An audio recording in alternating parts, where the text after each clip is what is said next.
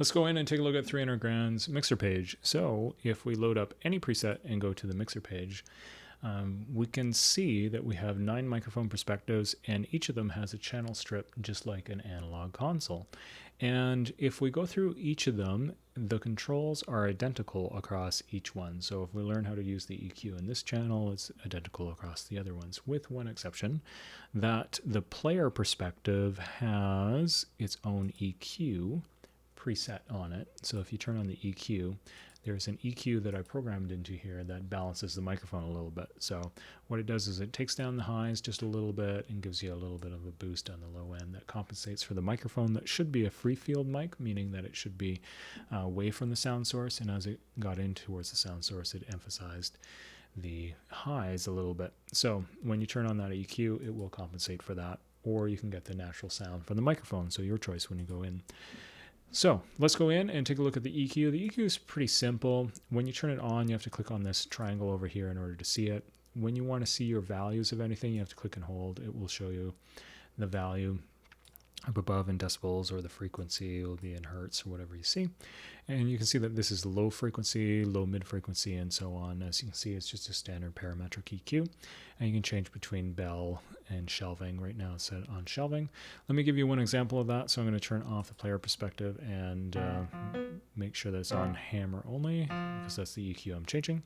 And let's just change the frequency, yeah, 5.7K, and then let's just give it a boost, right?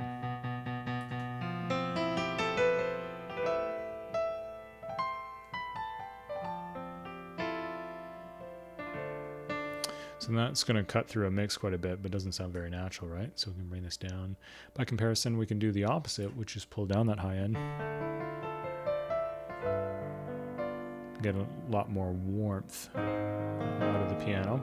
You can also turn on the bell here and put this in and make it kind of a honky sound if you wanted.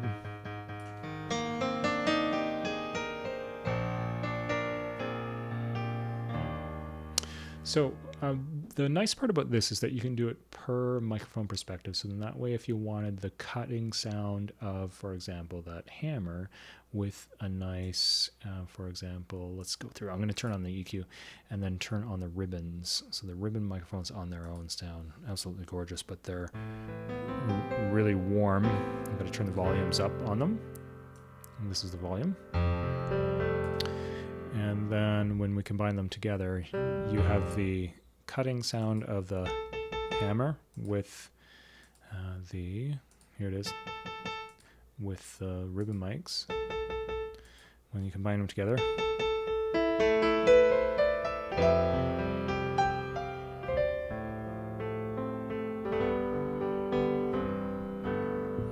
okay. So moving on. So that's the EQ. Compression, I'm going to make sure that I turn this microphone perspective off and the player off as well. I had all of those on for that one. And let's get into the compressor. Turning it on. I'm going to make sure that the solo is on just to make sure. And let's get into the compressor. Compressor, same thing. This is standard compressor. As soon as you hold down, you'll see the values. Threshold has to be turned way down. The ratio is probably set to 4:1. And let's see the attack is way too fast. I'm going to slow it down a little bit. And then the release is way too short, and try and shorten it up a little bit. So you can see with that threshold, it's cutting off, it's taking off the transients right off the bat. Only letting a little bit through, so I can open up on the threshold a bit. Increase the gain, right?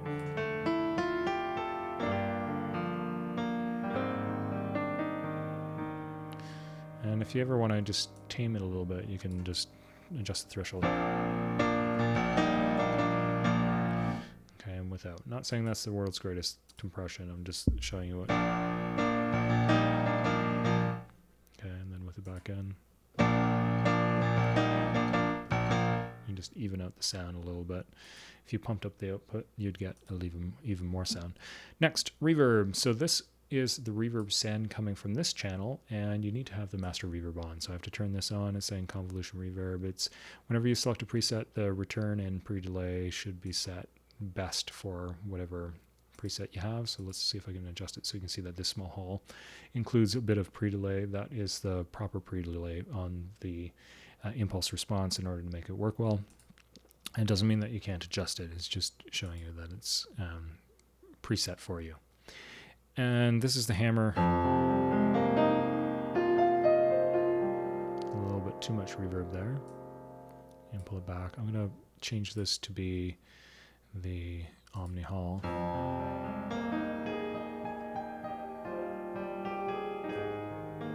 And of course you can adjust the reverb amount there. Different microphone perspectives respond better to different impulse responses, like the Hall reverb. This is actually coming from, pardon me, I created these reverb settings from the actual Hall, so they are actual impulse responses from each microphone that you'll see when you take a look at that. Hopefully that makes sense. Moving on, mono. What do we need mono for? So mono is like collapses the stereo image down to a single center image. And you can choose how it takes the left and right channels and brings it to the center. So the fun part about this is that if I collapse the hammer down, I can still pan it. So this is it in the left ear, but both combined to mono, the left and right. There it is in the right. But I can create my own kind of stereo pair by taking the inside microphones here. I'm going to turn them on. I'm going to mono them as well, and then I'll pan them off to the right a little bit, and we create a brand new. So it's like sound design, creating your own kind of sound by combining two different microphone perspectives and then panning them somewhere else in the stereo field. So that's just one example of this. I'm going to command click to bring this back up to Unity game, but either way, to Unity, I should say. With mono, I can choose to just take the left side. So that's just the left side. And then this would bring just the right side.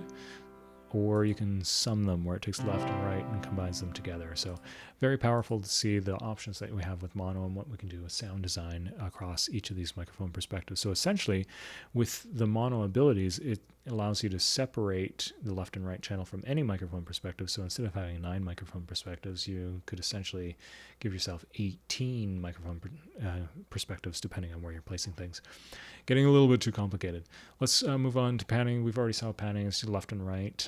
Width is simulated width. It can do a similar thing to mono, but when it goes to mono, it's going to mono sum both of them together. So if I go in, you can see this is mono sum on that, but it's better to use the mono button over here if you're choosing to go directly to mono. Nice part about the width is that if you select it, so this is full width on the hammers. If you're saying, oh, it's too far left and right, let's bring it in towards the middle a little bit. I can choose to do that.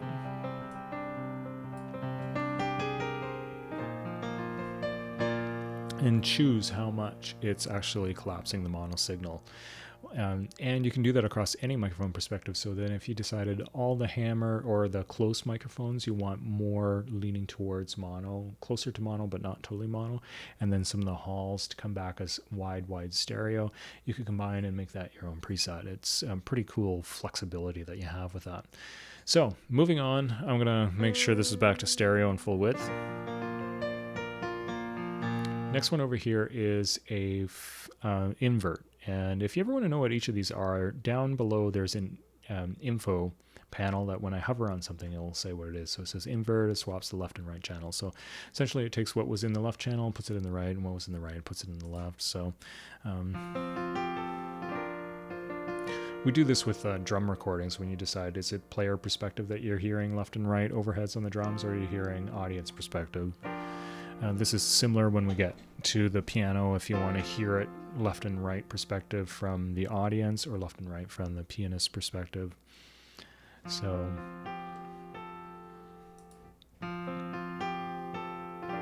big shift.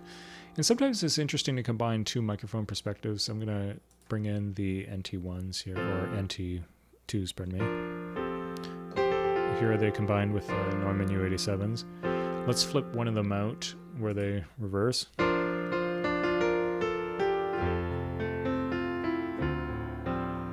And then flip it back.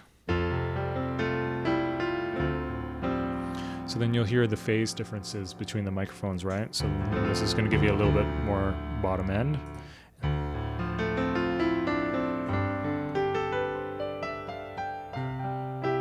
And then flip them again, and what do we got?